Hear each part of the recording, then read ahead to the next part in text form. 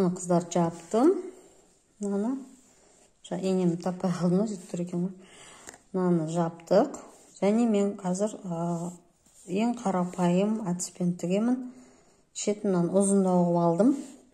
Мына табанын да қосып тігу үшін. Кәдімгі трикотажный енемен тігем, білесіздер ғой, енді тоқып жүрсіздер. Совсем тоқымайтын қыз жоқ бұл жерде. Енді бұл зат баланың аяғына киілетін болғаннан кейін баланың табанына батпау керек. Сол үшін мынау шетте кромочныйлар бар ғой. Мына солардың ішкі жағынан алып, енді мынаны сәл бекітіп алам, әрине. Бір ойлып, жаман болып қалмас үшін былай. Мына жер тегіс болу үшін осылай бекітіп алдым. Енді мына тұр ғой кромочный косичка, мына жағында бір косичка, мына жағында бір косичка, е. Енді осы косичкалардың іш жағынан алып тігем да, мен ішкі петлясынан. Мына сыртқы петлясы, е. Мына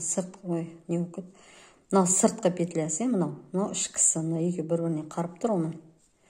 Осы жағынан тігем да, кәдімгідей бой. Екі рет айналдырып, осылай тігіп кете берем. Әрине білдіртпей тігетін әдіс бар, крючокпен тігетін әдістер көп. Мен ең қарапайым, мені былай айтса, вот, бой без правил деген бар ғой, сол сияқты. Менікі вязание без правил. Интуиция мен өзім қалай дұрыс деп ойлаймын, солай тоқи берем.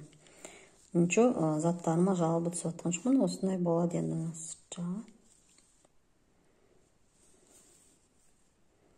Осылай тігіп кете берем, и табанында. Мынау енді егерде біз мысал үшін крючокпен қосатын болсақ бұның, мынау егерде былай бетіп шығып тұратын болса, табанына келгенде әсіресе баланың аяғына батады. Даже үлкен заттарды осылай тігем. Енді мен машинка алдым, мына бір китайский. Мүмкін енді шеттерін машинкамен тігетін шығармын. Осылай енді табанына дейін тігіп, одан кейін нелердің артына, изнаночный теріс ілмектердің артына тығып тастаймыз, е. Ұштарын, оны білесіздер. Енді бұны қоя салайын, мен нені көрсетейін сіздерге.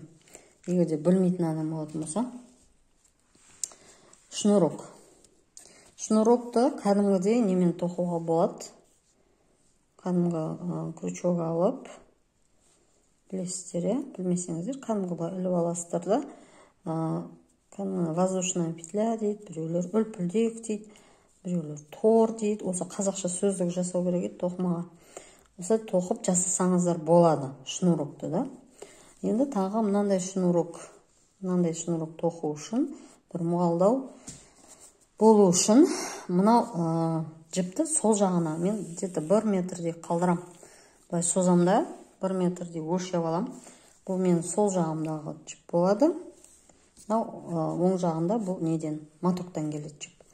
Енді бұлай іліп алам, тоже ең алғашқы петляны шығарып алам, кәдім крючокпен тоққандағыдай. Енді шнурокты жасаймыз қазір, өзім есіме түсіріп алайын.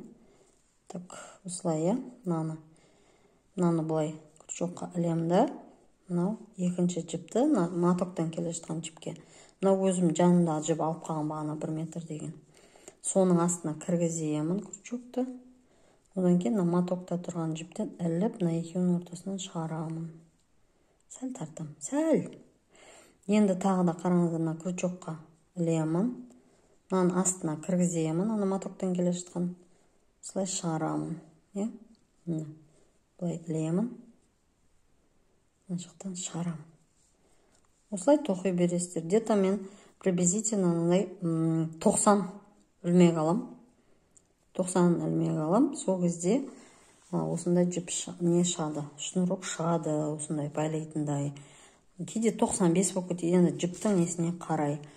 Енді где-то приблизительно 1 метрдей қалдырды, мен сәл артық қалдырсаңыз болады, жетпей алады деп қорсаңыздар. Түсінікті шығар, қалай жасайтын, мына екі жіп, біреуі матоктан келді, біреуі мына жақта жаңа қалдырған 1 метр жібіміз. 1 метрден сәл асырсаңыздар болады. Соны былай крючокқа ілеміз ілгекке. Мынаны матоктан келген жіптің астына өткіземіз, мына жақтан шығарамыз. Вот. Осылай шығара береміз, сонда мынандай шнурок пайда болады. Кейін аяқталған кезде аяқ жағында бекітесіз. Енді аяқ жағында бекіту сәл бір не қылады, қиындық туғызады. Мыналардың арасында кіргізесің да бәрібір шығып кетеді. Әсіресе мынау бэби бест болса тұрмайды. Ол кезде мен жай бүйтіп ұшын бантик қылып байлай салдым. Енді ол да бір как будто специально придумано деген сияқты. Осылай тоқып кете бересіз. Қолыңызға бір ыңғайлап ұстап алсаңыздар, тоқып кете бересіздер. Мына осылай. Мен түргеп тұрып жасап жатқасын, маған сәл ыңғайсыз болып отыр. Осылай қыздар, енді мына көріңіздер, мына жері артық кетіп қалды. Енді пинеткиді жақсылап аяқтап, тоқып, өздеріңіз идеяларыңыз қосып, жанына бірдеңе қосасыздар ма, тағы бірдеңе бір нелер тігесіздер ма, қосасыздар ма, өздеріңіз білесіздер. Бұл енді былай базовый десең болады, модель. Болады, базовый джемпер, базовый вещь деген. Сол сияқты бұл базовый болады. Мынаны ары қарай өздеріңіз аяқтап, осындай пинетке шығарасыздар. Мынандай. Мен енді тоқып, уже мынандай несімен шнурогымен тоқып қойған пинеткем кетіп қалды, егесі алып қойды. Маған мен жаңадан тоқым керек. Жақсы қыздар, сәттілік тілеймін. Барлық нәрсе тәжірибемен келеді. Тем более қазір бар жерде информация көп. Платный, бесплатный, қандай керек көп. Мен мысал үшін қаншама бесплатный описание бағым. Ютубтан қанша нәрсе сохранить етіп алғам өзіме. Оның бәрін тоқуға уақыт жоқ. Осындай заттарды тоқып жатырмын әзірше. Сәттілік тілеймін бәріңе.